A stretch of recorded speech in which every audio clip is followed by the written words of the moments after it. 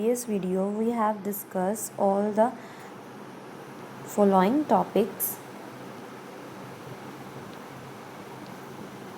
So we have discussed nutrition in plants and animals, and first is autotrophic nutrition, फिर photosynthesis, then site of photosynthesis, function of stomata, opening and closing of stomata, heterotrophic nutrition.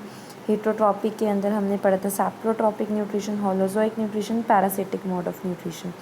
So we have to discuss, we have left only one part of this heterotrophic nutrition, that is nutrition in amoeba.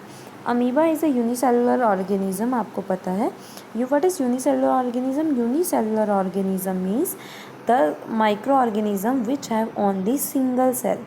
Uni means unit, one cell organism है, ठीक है. And then इसमें भी holozoic method follow करता है nutrition का. What is holozoic mode of nutrition? Holozoic mode of nutrition follows 5 steps: ingestion, digestion, absorption, assimilation and egestion. First of all, in amoeba the food is ingested. Food कैसे ingest होगा? यहाँ पे आप देखिए, the process by taking in the food is called ingestion. Food को intake करने के process को हम क्या कहते हैं? इंजेशन. यहाँ पे डायग्राम में आप देखिए, सबसे पहले यहाँ फूड पार्टिकल होगा. आपको पता है अमीबा का स्ट्रक्चर है. यहाँ पे फूड पार्टिकल को सबसे पहले अपने अंदर ही इंजेक्ट करेगा, ठीक है. इंजेक्ट कैसे करेगा? या इसके आसपास वैक्यूल्स क्रिएट करेगा, ये देखिए.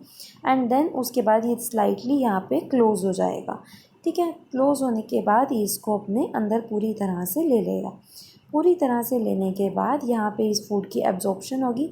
इंजेशन मतलब इनटेक करना, फिर उसको अच्छी तरह अपने अंदर मिक्स करना, डाइजेस्ट करना, एंड देन एब्जॉर्प्शन. फूड जो उसने डाइजेस्ट किया उसके न्यूट्रिएंट्स वो एब्जॉर्ब करेगा.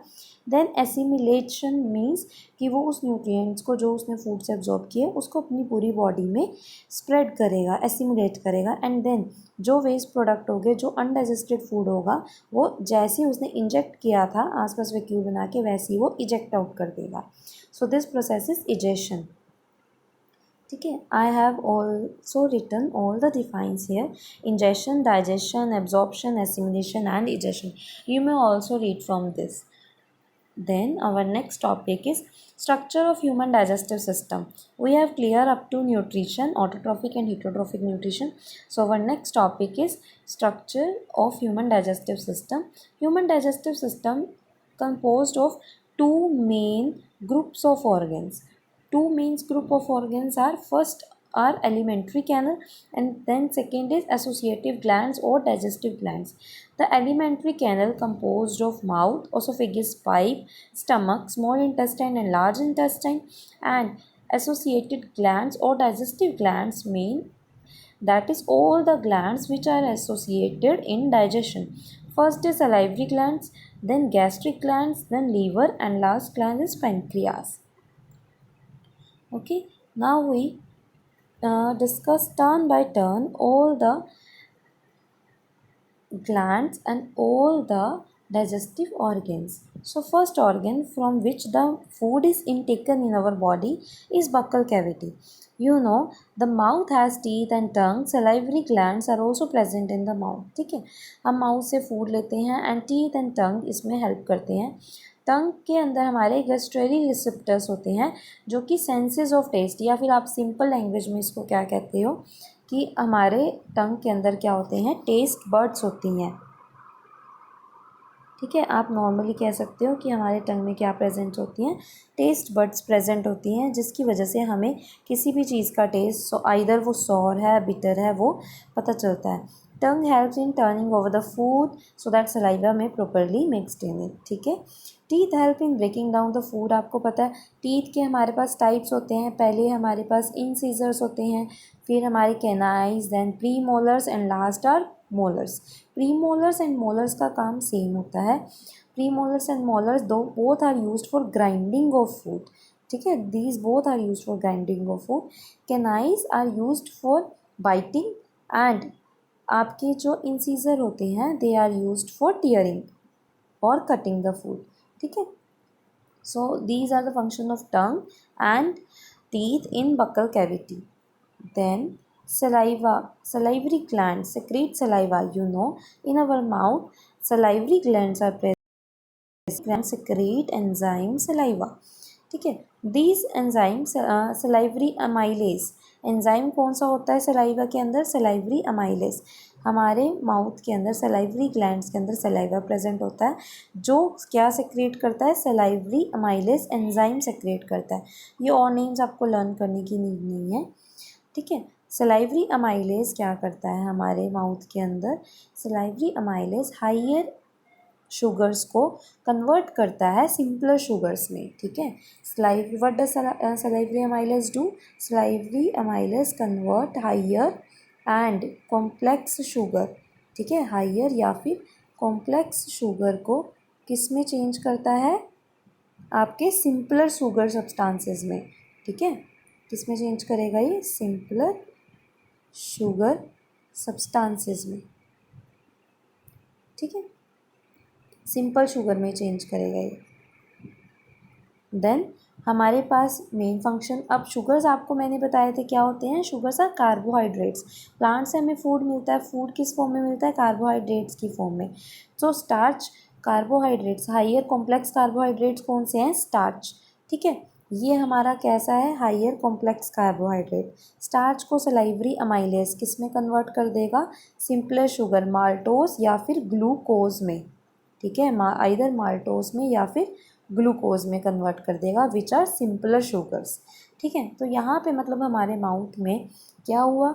हमारे माउथ में कार्बोहाइड्रेट्स की डिकम्पोजिशन हुई सिंपलर सब्सटेंसेस में, सिंपल शुगर्स में, ठीक है। सो एक हमारा न्यूट्रिएंट तो फूड में से डिकम्पोज हमारे माउथ में ही हुआ।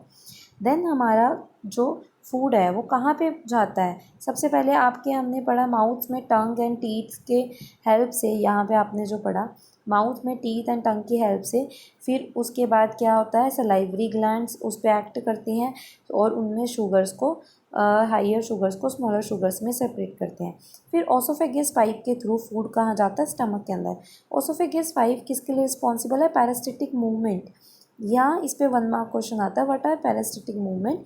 हमारा जो ओसोफेगस पाइप होता है वो बिल्कुल ऐसे स्ट्रेट नहीं होता, दीज आर इनर लाइनिंग जो होती है उसकी वो कर्ल्ड होती है, जिसकी वजह से वो क्या करते हैं? रिलैक्सेशन एंड कॉन्ट्रैक्शन, पहले वो कॉन्ट्रैक्ट होता है एंड देन रिलैक्स होता है, जिसकी वजह से फूड जो है वो हमारा आगे शिफ्ट होता है, डाउनवर्ड शिफ्ट होता है और स्टमक में जाता है। इस मूवमेंट को फूड की ओसोफेगस पाइप की वजह से क्या कहते हैं हम? पैरास्टैटिक मूवमेंट, ठीक है। एंड देन हमारे अब फूड कहाँ गया? स्टमक में। स्टमक में फूड जब जाता है, आपको पता है stomach is a bag like organ. आपने जे शेप की स्टमक, हमारा जो स्टमक होता है वो जे शेप का ऑर्गन होता है, आप सबको पता है, ठीक है। उसके बाद हाईली मस्कुलर वॉल्स होती हैं इसकी, stomach help in churning the food. यहाँ डाइजेशन कैसे होता है स्टमक के अंदर फूड का? सबसे पहले तो स्टमक के अंदर 3 चीज़ें प्रेजेंट होती हैं। First thing is hydrochloric acid present होता है, ठीक है। और उसके बाद स्टमक के अंदर हमारा क्या प्रेजेंट होता है? म्यूकस। सेकेंड थिंग हमारा स्टमक में क्या प्रेजेंट होता है? म्यूकस। एंड थर्ड हमारे पास स्टमक में क्या प्रेजेंट होता है? एंजाइम पैप्सिन, ठीक है। अब आ जाओ इन तीनों के फंक्शंस पढ़ते हैं, क्या क्या फंक्शंस है। Hydrochloric acid which present in stomach kills the germ which may be present in the food, जो हमारे फूड में जर्म्स प्रेजेंट होंगे उन्हें किल करेगा एंड उसको एसिडिक मीडियम प्रोवाइड करेगा, ठीक है। एसिडिक मीडियम वो इसलिए प्रोवाइड करता है बिकॉज एंजाइम्स जो होते हैं वो बिना एसिडिक मीडियम के एक्टिवेट नहीं होते, वो वर्क नहीं करते, अपना फंक्शन नहीं परफॉर्म करेंगे। सो ये क्या करता है? HCl फॉर उसके 2 फंक्शंस हैं, एक तो जर्म्स किल करने का एंड दूसरा activation of gastric enzymes to work, activation करेगा गैस्ट्रिक एंजाइम्स की। सेकंड हमारे पास जो थिंग होती है प्रेजेंट वो क्या है? म्यूकस। फर्स्ट हमारा HCl था, सेकंड हमारे पास म्यूकस प्रेजेंट है। म्यूकस क्या होती है? इनर लाइनिंग होती है स्टमक की। Mucus is the inner lining of stomach, ये हमारे स्टमक को प्रिजर्व करके रखती है, बचा के रखती है, ठीक है। अदरवाइज एसिड है हमारे स्टमक के अंदर एंड और भी जो भी चीज़ें आती हैं उसकी वजह से अल्सर्स हो सकते हैं। यहाँ पे इनर लाइनिंग है जो प्रोटेक्शन करती है हमारे स्टमक की, ठीक है। थर्ड हमारे पास क्या चीज़ प्रेजेंट होती है स्टमक में? The enzyme pepsin. Pepsin enzyme क्या होता है? Which is secreted in the stomach, does partial digestion of protein. वो क्या करता है? प्रोटीन की डाइजेशन करता है अमीनो एसिड्स में। प्रोटीन किस में डाइजेस्ट होते हैं? Proteins are digested into amino acids, किस में डिकम्पोज होते हैं? अमीनो एसिड्स में। इसका मैंने टेबल बनाया हुआ है आपके लिए, वो आप आगे देख सकते हैं। ठीक है, आ जाइए यहाँ पे अब देखते हैं। ये देखो, अब यहाँ से आप अच्छे से, अब यहाँ पे आ गया ये म्यूकस का भी। ठीक है, अब हम ओवरऑल पढ़ते हैं। स्टमक का हमने क्या पढ़ा, हर एक के बाद आपका एक फ्लो चार्ट है। अगर आप ये फ्लो चार्ट डायरेक्टली लर्न कर लेते हो तो आपको ये सब थ्योरी क्रैम करने की नीड नहीं पड़ेगी। Just understand the theory and learn this flow chart. ठीक है, स्टमक में गैस्ट्रिक ग्लैंड्स होते हैं, secrete gastric juices. Gastric juices हमारे कितने हैं, 3, पेप्सिन, HCl एंड म्यूकस। ये क्या करता है, एसिडिक मीडियम करता है, जर्म्स किल करता है। पेप्सिन एंजाइम क्या करता है, प्रोटीन्स को ब्रेक करता है, डिकम्पोज करता है इनटू अमीनो एसिड्स। म्यूकस क्या करता है, इनर लाइनिंग होती है स्टमक को, विच प्रोटेक्ट द स्टमक। तो स्टमक के अंदर ये 3 गैस्ट्रिक जूसेस हैं एंड इनके 3 फंक्शंस हैं। ठीक है, अब आ जाओ हमारे पास स्टमक के बाद फूड किस में जाता है, स्मॉल इंटेस्टाइन के अंदर। स्मॉल इंटेस्टाइन आपकी क्या है, हाईली कोइल्ड ट्यूब है स्ट्रक्चर। ठीक है, the small intestine is longer than large intestine, ये आप सबको पता होगा, but its lumen is smaller than the larger intestine. ठीक है, the small intestine is divided into 3 parts, duodenum, jejunum and ileum. 3 parts होते हैं हमारे। ठीक है, जो आपकी डॉर्नम होती है वो जस्ट एक डक्ट की तरह होती है, which is only 25 centimetre long, and बाकी जो आपकी लेंथ कवर करती हैं वो main jejunum and ilium cover करते हैं। मेन हमारे पास ये है, डॉर्नम जो है वो कनेक्टेड होता है किससे, गॉल ब्लैडर एंड लीवर से कनेक्ट होके डॉर्नम इंटेस्टाइन से डायरेक्टली कनेक्ट होगा। ठीक है, स्टमक के बाद हमारे पास सीधा फूड कहाँ जाएगा, सबसे पहले डॉर्नम के थ्रू एंटर करेगा। देन हमारे पास अब आती है हमारे, यहाँ तक हमने क्या पढ़े हैं, डाइजेस्टिव ऑर्गन्स, एलिमेंट्री के ऑर्गन्स पढ़ी हैं। ठीक है, एलिमेंट्री कैनल के पार्ट में जो जो ऑर्गन्स आती हैं। अब हम पढ़ेंगे कि हमारी सेक्रेशंस कहाँ कहाँ से आती हैं स्मॉल इंटेस्टाइन के अंदर। ठीक है, स्मॉल इंटेस्टाइन के अंदर सेक्रेशन 2 जगह से आती है, एक तो लीवर से एंड एक पैनक्रियाज से। ठीक है, लीवर आपको पता है which is the largest gland in human body. Liver क्या है, खुद में एक ग्लैंड है और सबसे लार्जेस्ट ग्लैंड है। ठीक है, liver is the largest gland. अब the liver manufactures bile which get stored in gall bladder. Liver में क्या मैन्युफैक्चर होता है, bile juice and bile salt are manufactured in liver and is stored in gall bladder. Gall bladder से ये bile juice कहाँ जाता है, release होता है जब भी रिक्वायर्ड होता है। स्मॉल इंटेस्टाइन को जब भी डाइजेशन करना होता है, सो गॉल ब्लैडर से बाइल जूस वहाँ पे ट्रांसफ़र होता है। ठीक है, वहाँ पे रिलीज़ होता है। बनाता कौन है, मैन्युफैक्चर कौन करता है, लीवर। स्टोर कहाँ होता है, गॉल ब्लैडर के अंदर। ठीक है, अब पैनक्रियाज में क्या होता है, पैनक्रियाज स्टमक के नीचे सिचुएट होता है एंड इसमें क्या होता है, पैनक्रियाटिक जूस। पैनक्रियाटिक जूस के अंदर कौन सा एंजाइम होता है, पैनक्रियाटिक लाइपेज। ठीक है, कौन सा एंजाइम होगा, पैनक्रियाटिक लाइपेज एंड ट्रिप्सिन। अब आ जाओ हम इन जो हमने स्मॉल इंटेस्टाइन का पढ़ा उसको भी फ्लो डायग्राम से अच्छे से अंडरस्टूड करते हैं। इंटेस्टाइन एंजाइम, सबसे पहले आपके पास 3 टाइप की डाइजेशन है, कार्बोहाइड्रेट, फैट्स एंड प्रोटीन्स की। ठीक है, कार्बोहाइड्रेट ग्लूकोज में कन्वर्ट होते हैं, आपको पता है, और ये कहाँ होता है, हमारे शुगर्स में कन्वर्जन सलाइवरी अमाइलेज के थ्रू हो जाता है। फैट्स किस में कन्वर्ट होते हैं, फैटी एसिड एंड ग्लिसरॉल में। प्रोटीन्स किस में कन्वर्ट होते हैं, अमीनो एसिड्स में। ठीक है, स्मॉल इंटेस्टाइन के अंदर स्ट्रक्चर होता है villi which helps in the absorption of food in the blood. These are finger like projections. ये क्या करती हैं, विली सरफेस एरिया इंक्रीज़ कर देती है हमारी स्मॉल इंटेस्टाइन का, जिसकी वजह से फूड उसमें मैक्सिमम टाइम तक रह पाता है एंड जो एब्जॉर्प्शन होती है न्यूट्रिएंट्स की फूड से वो भी अच्छे से हो पाती है। स्मॉल इंटेस्टाइन के अंदर जो अब हमने यहाँ से पढ़ना है, स्मॉल इंटेस्टाइन के अंदर क्या होता है, सेक्रेशंस कहाँ से आती है, अभी हमने पढ़ा लीवर से आती है एंड पैनक्रियाज से आती है। लीवर से क्या आती है, बाइल जूस की। पैनक्रियाज से किसकी आती है, pancreatic juice. Pancreatic juice 2 type के एंजाइम होते हैं उसमें, ट्रिप्सिन एंड लाइपेज। ट्रिप्सिन क्या करता है, प्रोटीन को पेप्टोन्स या फिर अमीनो एसिड्स में कन्वर्ट करता है। डायरेक्ट आप यहाँ क्या लिख सकते हो, अमीनो एसिड्स। ठीक है, प्रोटीन्स को किस में कन्वर्ट करता है, अमीनो एसिड्स में। एंड लाइपेज क्या करता है एंजाइम, फैट्स को ग्लिसरॉल एंड फैटी एसिड्स में कन्वर्ट करता है। Glycerol and fatty acid. ठीक है, अब हमारे पास हमने क्या पढ़ा, स्मॉल इंटेस्टाइन के अंदर, स्मॉल इंटेस्टाइन के अंदर 2 जगह से सेक्रेशन आती है, लीवर एंड पैनक्रियाज से। लीवर से बाइल जूस आता है जो कि बाइल जूस आता है। बाइल जूस का फंक्शन क्या है, ठीक है, हमने पेनक्रियाटिक जूस का तो देख लिया, उसमें ट्रिप्सिन और लाइपेज एंजाइम मिल रहे हैं। लाइपेज ने प्रोटीन को अमीनो एसिड में कन्वर्ट किया एंड लाइपेज ने फैट्स को ग्लिसरॉल एंड फैटी एसिड्स में कन्वर्ट किया।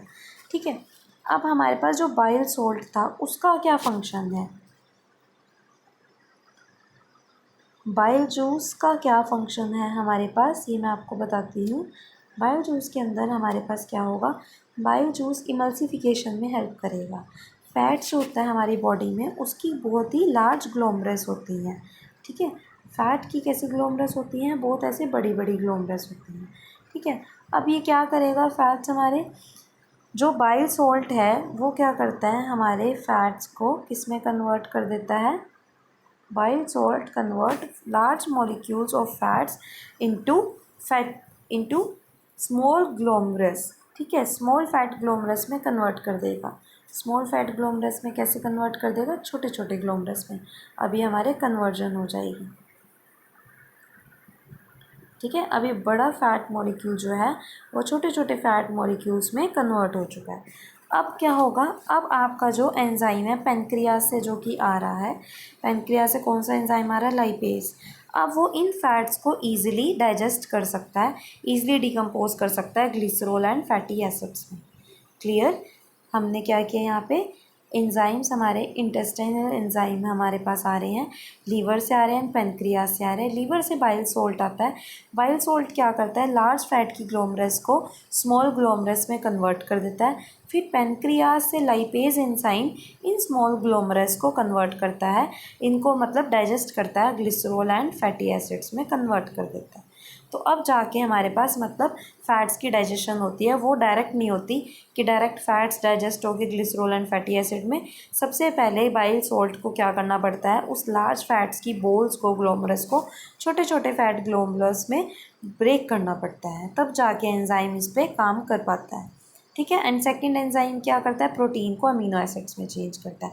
अब हमने कौन कौन सी डिकम्पोजिशन पढ़ ली, फर्स्ट हमने पढ़ी है आपके पास, हाँ जी, हमने फर्स्ट किसकी पढ़ी है, कार्बोहाइड्रेट्स की। ठीक है, कार्बोहाइड्रेट्स, कार्बोहाइड्रेट्स किस में कन्वर्ट होते हैं, स्मॉल शुगर्स में, यानी कि ग्लूकोज या फिर माल्टोज में। कैसे, with the help of salivary amylase enzyme. ठीक है, सेकंड आपके पास क्या कन्वर्जन है, सेकंड कन्वर्जन है हमारी प्रोटीन्स की। प्रोटीन्स कैसे कन्वर्ट होता है, स्टमक के अंदर protein with the help of pepsin, partial मतलब आधी डिकम्पोजिशन होती है इसकी, किस में, अमीनो एसिड्स में। ठीक है, एंड आपकी इंटेस्टाइन में आके with the help of enzyme trypsin, ये जो हमने अभी पढ़ा, ट्रिप्सिन की हेल्प से। ये एंजाइम कहाँ से आता है, पेप्सिन कहाँ से आता है, स्टमक से। ट्रिप्सिन एंजाइम कहाँ से आता है हमारे पास, पेनक्रियास से। ट्रिप्सिन किस में कन्वर्ट करता है, वही अमीनो एसिड्स में। फिर जो हम प्रोटीन्स बच जाते हैं वो इंटेस्टाइन में आके ब्रेक हो जाते हैं। ठीक है, उनकी डाइजेशन आके इंटेस्टाइन में हो जाती है। कार्बोहाइड्रेट्स की कहाँ हुई, सलाइवरी अमाइलेज की हेल्प से, सलाइवरी ग्लैंड्स के through in the mouth.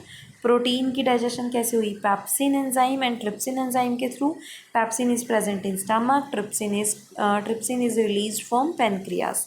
And कहाँ पे हुई डाइजेशन, ये इंटेस्टाइन के अंदर, एंड ये कहाँ पे हुई, स्टमक के अंदर। थर्ड हमारे पास क्या था, फैट्स।